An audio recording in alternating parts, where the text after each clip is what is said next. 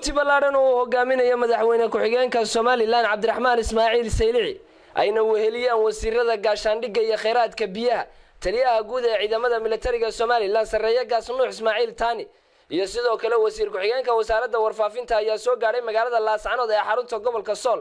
waxaana waftigani ku soo dhaweeyay magaalada Laascanood maamulka heer gobol iyo kan degmada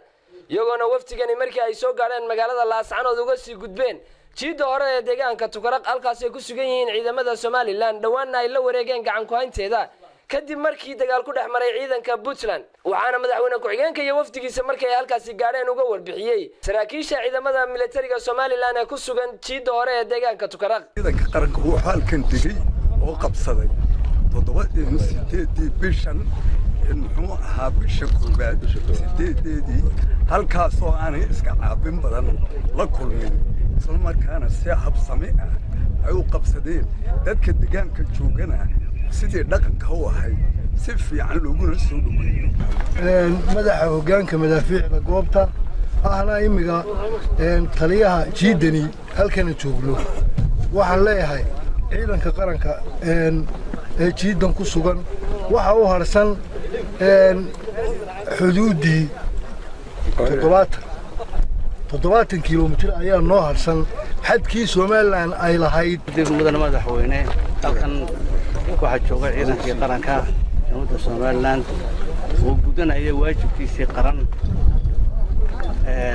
halkan naga soo horjeedana waxa jooga ciidamo badan oo lagu soo ururiyay kulli anagu wax dhiba labada dhanba dib lama rabno kuwaasna waa dadkayagii wana waa dadkayagii wax dhiba lama rabno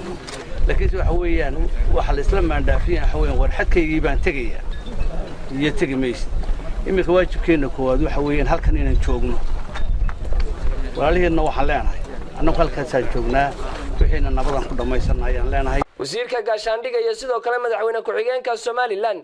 ayaa hambalyo iyo bogaadin u soo jeediyay ciidamada Soomaaliland kaasoo sheegeen inay guteen waajibaadkooda qaran waxaana uu baaq nabadeed u diray maamulka Puntland oo uu sheegay inay isku dayayaan inay dib ula wareegaan gacan ku haynta deegaanka Tukaraq jiidii ugu horeysay ee ciidamada xoogga qaranka Soomaaliland oo u jirta magaalada Tukaraq 7 kiiloomitir xigtana dhinaca xuduudda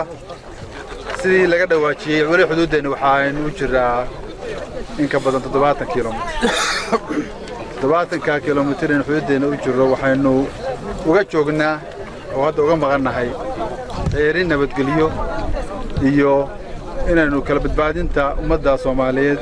ee walaalahanahay madaxweyne ku-xigeenka Soomaaliland Cabdiraxmaan Cabdilaahi Ismaaciil Saylici ayaa dhankiisa kala hadlay ciidamada ku sugan jiidahaasi wuxuuna sheegay inay socon doonaan ilaa xadkooda ay ka gaari doonaan saala sheegay xuduudda intaynu inoo ka dhiman dalkeena waxaynu uga joognaa inagoo dhowrayna in dhibaato halka ka sii dhacdo in magaalooyin maanta degan oo maartay walaalina Soomaalida jaarka ahay inay dhibaato ku timaado aynan jecelayn dhankeeda oo taba hateen inaan macni wax talaabo taan isku ognahay oo ah difaaca halka joogtaan mahayna ka baxsanayaan ku talaabsan baad ku nidinay aad iyo aad wadi ku hambaleyna runtii shaqada balaanada haysan jaranka Samiir Saciid Bile Muqbaya horta Bulsha TV jiida hore deegaanka Tukaraq ee gobolka Sool.